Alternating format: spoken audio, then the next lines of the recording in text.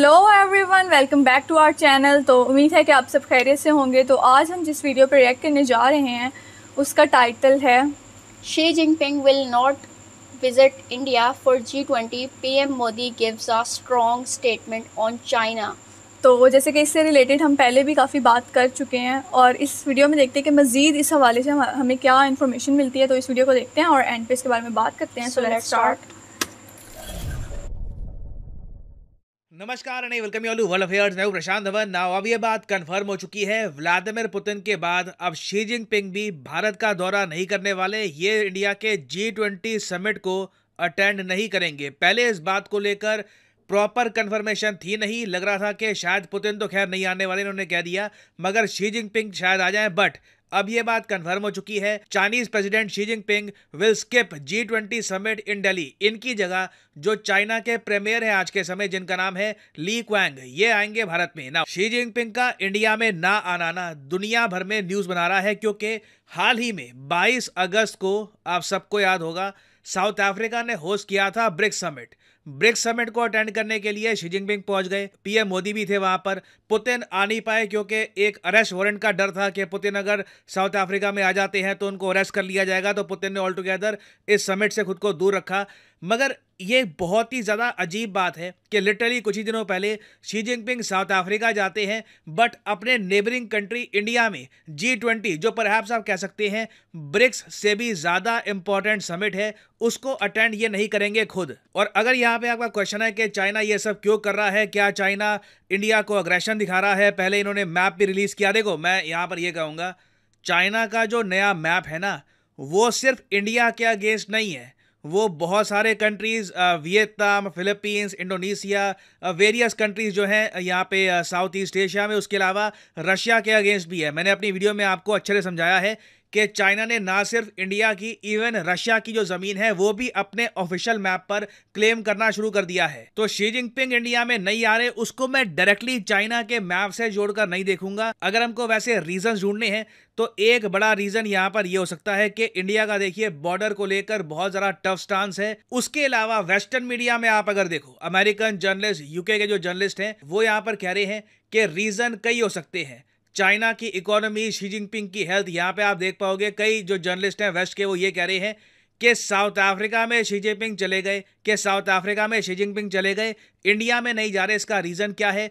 क्या यहाँ पर हेल्थ रीजन है? अगर यहाँ पे आप कहोगे वेट, शी जिनपिंग को कौन से हेल्थ रीजन है? देखिए, शी जिनपिंग को एक बीमारी है, इसके बारे में 2022 में कई डिटेल सामने आई थी। यहाँ पे आप देख पाओगे कंडीशन का नाम है सेरिब्रल एन्यूरिज्म। इस कंडीशन में होता क्या है कि जो नसें होती है ना, जो दिमाग से लेकर आपकी पूरी बॉडी में जाती है, वहां पर काफी बार स्वेलिंग आ जाती है। लिटरली आप कह सकते हैं जो इंटरनल वॉल होती है of the artery in the brain, दिमाग के आसपास जो आर्टरीज हैं वो काफी बार फूल जाती है। लिटरली कहा जाता है कि शी जिनपिंग की कई इमेजेस है, उसमें देखा गया है कि इनकी जो नसें हैं ना दिमाग के आसपास, ये बलून रखी होती है। आपने भी कई बार नोटिस किया होगा कि कुछ फोटोज में शी जिनपिंग का जो फेस है ये बहुत ज्यादा फूला हुआ लगता है। तो कई जर्नलिस्ट ये क्लेम कर रहे हैं कि हो सकता है कि शी जिनपिंग की जो हेल्थ है ये इतनी ज़रा ठीक ना हो। और उसके अलावा एक रीज़न कई जर्नलिस्ट ये भी कह रहे हैं, हो सकता है कि चाइना की इकोनॉमी धीरे धीरे टैंक कर रही है। ये बात छुपी हुई नहीं है, चाइना की इकोनॉमी उतना परफॉर्म नहीं कर पा रही जितना एक टाइम पर किया करती थी। ग्रोथ के मामले में कई सालों से ये इंडिया से पीछे चल रही हैं। और अब तो हाल ही में हमने ये भी देखा है कि बात चल रही है चाइना में इकोनॉमिक स्लो डाउन की, कि इनकी जो ग्रोथ रेट है ये आने वाले समय में, अभी जो क्वार्टर के नंबर सामने आएंगे ये बहुत ही इंटरेस्टिंग होगा देखना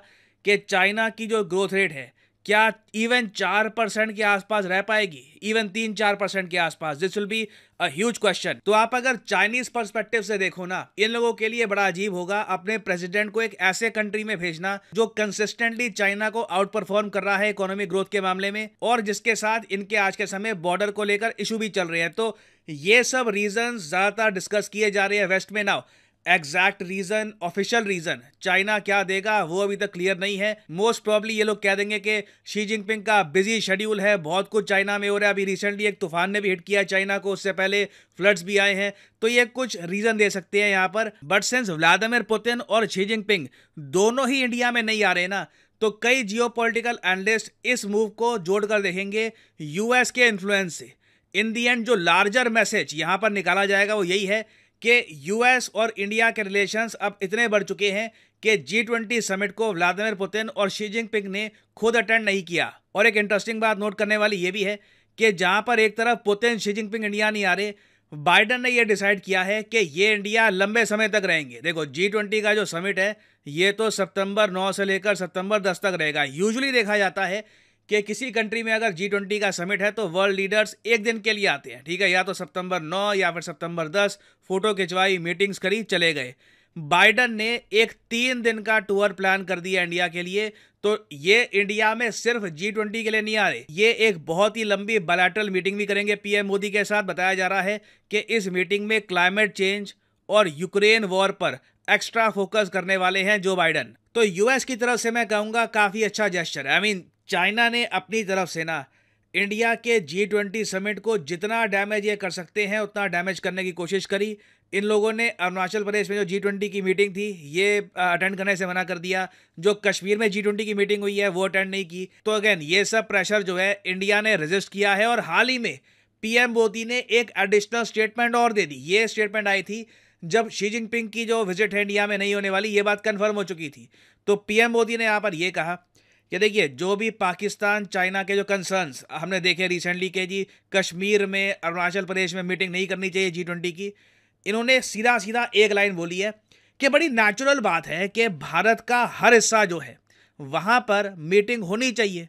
it is natural to hold meeting in every part of the country. तो इंडिया ने इस स्टेटमेंट से ना एक मैसेज सेंड कर दिया शी जिनपिंग को कि आप आओ ना आओ उससे कोई फर्क पड़ता नहीं है, हमारा स्टांस बरकरार रहेगा। फ्यूचर में भी कोई बड़ा इवेंट इंडिया अगर होस्ट करता है तो उसकी मीटिंग्स भी मोस्ट प्रॉब्ली हम कश्मीर अरुणाचल प्रदेश में ऑर्गेनाइज करवाएंगे। और अगर यहाँ पे आपका क्वेश्चन ये है कि चलो ठीक है इंडिया ने अच्छा जवाब दे दिया, बट पुतिन और शी जिनपिंग के ना आने से अटेंशन कम जाएगी ना इंडिया के G20 समिट पर। देखो मैं आपको ये बता दूं, इंडिया ना इस समिट में एक बड़ा प्रयास ये करेगा कि G20 को G21 बना दिया जाए। अफ्रीकन यूनियन को, जो सारे अफ्रीकन कंट्रीज़ हैं इनका एक यूनियन है अफ्रीकन यूनियन, उसको 21वां मेंबर बना दिया जाए G20 का। जिस तरीके से यूरोपियन यूनियन आप देखो वो एक मेंबर है G20 का, वैसा ही इंडिया चाहता है कि अफ्रीकन यूनियन को भी G20 का मेंबर बनाया जाए। अगर इंडिया ये कर लेता है ना, कोई शी जिनपिंग पुतिन की तरफ देखेगा ही नहीं कि कौन आया कौन नहीं आया। सब लोग एक ही बात पर फोकस करेंगे कि कई सालों के बाद हम देख रहे हैं कि एक G20 समिट हुआ जिसका इम्पैक्ट बड़ा होगा, जिसकी वजह से all together G20 completely transform हो जाएगा। तो मैं आपको भी यही कहूँगा, focus on the positive points.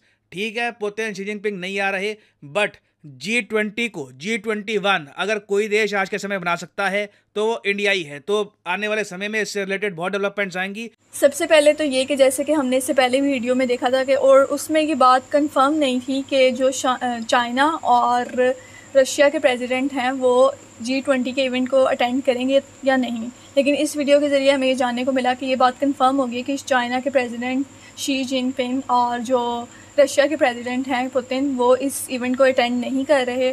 और उस हवाले से जो है उन्होंने सारे सिनेरियो को एक्सप्लेन किया और उन्होंने बात की कि जिस तरह पहले ये सवाल उठाया जा रहा था कि अगर शी जिनपिंग और पुतिन जो हैं वो इस इवेंट को अटेंड नहीं करते तो इससे इंडिया के ऊपर कुछ नेगेटिव इम्पैक्ट आने वाला है, या दूसरे लोग सोचेंगे कि ये दो बड़ी कंट्रीज़ नहीं आ रही तो मतलब उस इवेंट की इम्पोर्टेंस कम हो जाएगी। लेकिन अब सर प्रशांत धवन ने उसको एक्सप्लेन करते हुए बताया कि इंडिया ये सोच रहा है कि अफ्रीकन यूनियन को भी अपने साथ मिलाया जाए और इसको G21 में ट्रांसफॉर्म किया जाए, जिससे अफ्रीकन यूनियन की सारी कंट्रीज़ अगर इस इवेंट को अटेंड करेंगी तो इंडिया का एक पॉजिटिव इमेज आएगा। इसके अलावा जो है वो क्लाइमेट चेंज की बात की गई और यूक्रेन वार की बात की गई। जिस तरह से यूक्रेन वार के बारे में हम पहले भी इस सारी डिटेल को देख चुके हैं कि उसमें इंडिया की तरफ से ये पर्सपेक्टिव था कि इस वार के सिलसिले को जो है वो पीसफुल वे में जो है वो सारा सॉल्व किया जाए।